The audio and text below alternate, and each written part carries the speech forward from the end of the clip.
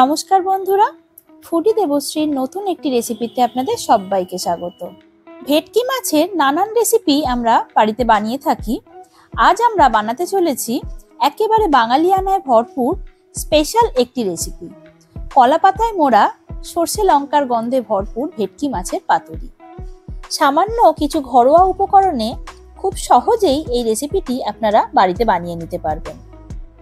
গরম ভাতের সাথে ভেটকি মাছের পাতুরি হলো বাঙালিদের একটি আবেগের জায়গা। আসুন দেরি না করে শুরু করা যাক আজকের রেসিপি। ভেটকি মাছের পাতুরি বানানোর জন্য কলা পাতার প্রয়োজন, তাই কলা পাতাগুলি আমি সুন্দর করে সাইজ করে কেটে পরিষ্কার করে ধুয়ে নিয়েছি। এইবার কলা পাতাগুলো আমি একটু সেঁকে নিচ্ছি। গ্যাসের ফ্লেম মিডিয়াম টু লোতে রেখে এইভাবে সেঁকে নিচ্ছি। এইভাবে পাতার দুদিকই খুব ভালো করে সেঁকে নিতে হবে।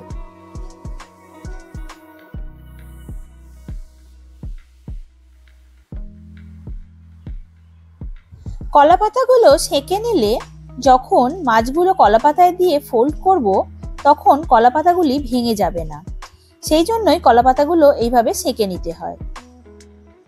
পাতুরি বানানোর জন্য আমি এখানে নিয়ে নিয়েছি প্রায় 500 গ্রাম মতো ভেটকি মাছের ফিলে। ভালো করে ধুয়ে জল ঝরিয়ে নিয়ে নিয়েছি। এইবার মাছগুলির মধ্যে হাফ চামচ মতো নুন আর লেবুর রস দিয়ে ভালো করে মাখিয়ে প্রায় 15 থেকে 20 মিনিট মতো রেখে দিতে হবে।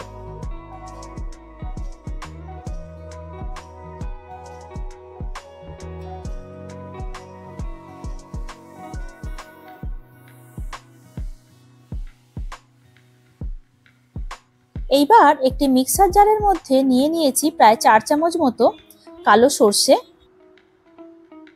এর মধ্যে দিয়ে দিয়েছি প্রায় 10টা মতো কাঁচা লঙ্কা। কাঁচা লঙ্কা আপনারা আপনাদের পছন্দ মতো দেবেন, ঝাল কম খেলে কাঁচা লঙ্কার পরিমাণ কম করেও দিতে পারেন। আর দিয়ে দিয়েছি 3 চামচ মতো পোস্ত।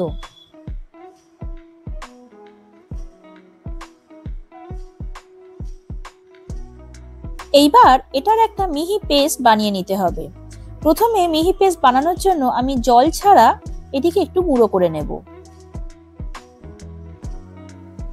সর্ষে বাটার সময় আমি এর মধ্যে 1 চামচ নুন দিয়ে দিয়েছিলাম, সেটা আমি রেকর্ড করতে ভুলে গেছি। নুন দেওয়ার ফলে সর্ষের মধ্যে যে তেতো ভাবটা থাকে, সেই তেতো ভাবটা একদমই চলে যায়। এইবার এর মধ্যে জল দিয়ে আমি এর একদম মিহি পেস্ট বানিয়ে নেব। এইবার আমি একটি পাত্রের মধ্যে সর্ষে পোস্তর যে পেস্টটা আমি বানালাম সেটি নিয়ে নেব। 500 গ্রাম ভেটকি মাছের জন্য আমার এখানে অনেকটা পরিমাণই সর্ষের পেস্ট লাগছে। এইবার এর মধ্যে আমি দিয়ে দেব স্বাদ মতো নুন, 1 চামচ মতো হলুদের গুঁড়ো আর বেশ কিছুটা পরিমাণ কাঁচা সর্ষের তেল। পাতুরিতে সর্ষের তেল একদম মাস্ট, এটা দিতেই হবে। এইবার এইগুলি সব একসাথে ভালো করে মিক্স করে নিতে হবে।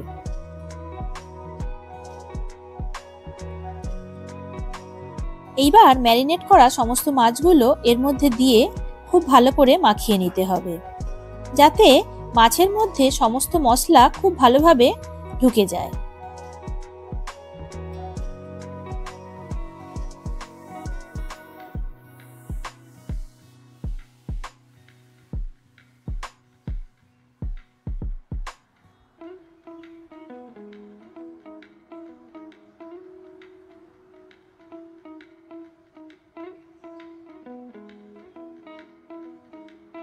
মশলা খুব ভালো করে মাখানো হয়ে গেলে এটিকে ঢাকা দিয়ে আমি প্রায় 30 থেকে 35 মিনিট মতো রেখে দেব। এইবার আমি একটি প্লেটের মধ্যে কলা পাতা নিয়ে নিয়েছি। এইবার এক এক করে মাছ দিয়ে আমি কলা পাতাগুলিকে ফোল্ড করে নেব। কলা পাতার ঠিক মিডিলে একটি মাছের টুকরো রেখে এর মধ্যে মশলা ও কাঁচা লঙ্কা দিয়ে খুব সুন্দর করে এটিকে ফোল্ড করে নিতে হবে। কলা পাতাগুলো সেঁকে রাখার জন্য দেখুন কত সহজেই এগুলি ফোল্ড হয়ে যাচ্ছে, অথচ পাতাটি একটুও ভেঙে যাচ্ছে না। এটি ফোল্ড করার পর আমি একটি টুথপিকের সাহায্যে এটিকে সিল করে দিলাম। আপনারা চাইলে এটিকে সুতো দিয়েও বেঁধে নিতে পারেন, তবে কাজের সুবিধা হওয়ার জন্য আমি এটাকে টুথপিক দিয়ে সিল করে দিয়েছি। এই একই পদ্ধতিতে আমি সমস্ত মাছগুলোই এইভাবে ফোল্ড করে নিয়েছি।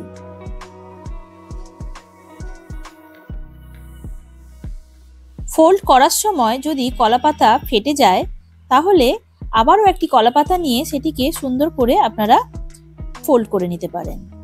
তবে যে পদ্ধতিতে আমি ফোল্ড করা দেখালাম এই পদ্ধতিতে আপনারা যদি ফোল্ড করেন তাহলে কলাপাতা ফেটে যাওয়ার চান্স খুবই কম থাকবে। এখানে সব মাছগুলোই আমার কলাপাতা দিয়ে ফোল্ড করা হয়ে গেছে। দেখুন টুথপিক দেওয়ার পরেও এগুলি থেকে কোনো রকম কোনো মশলা বেরিয়ে যাচ্ছে না।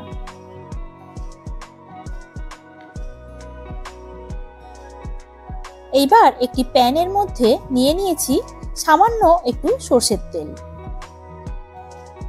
তেল গরম হয়ে গেলে আমি এর মধ্যে এক এক করে বানিয়ে রাখা পাতুরিগুলো দিয়ে ভেজে নেব।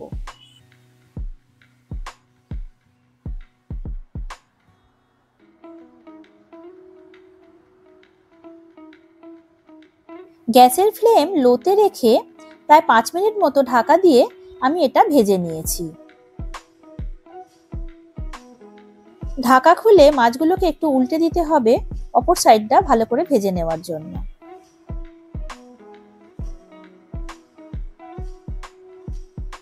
তারপর আবারও ঢাকা দিয়ে 5 মিনিট মতো আমি এটাকে ভেজে নেব।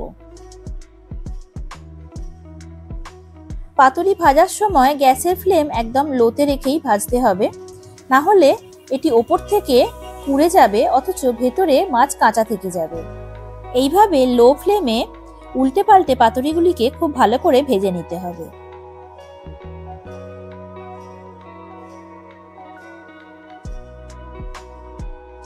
একইভাবে সমস্ত পাতুরিগুলো আমি ভেজে নিয়েছি।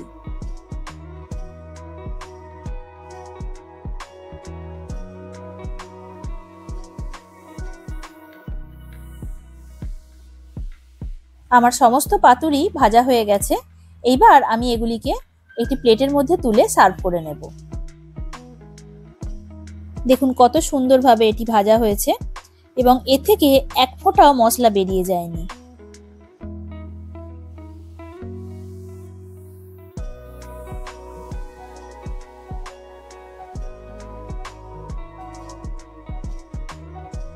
গরম ভাতের সাথে এই ভেটকি মাছের পাতুরি কিন্তু অসাধারণ লাগে।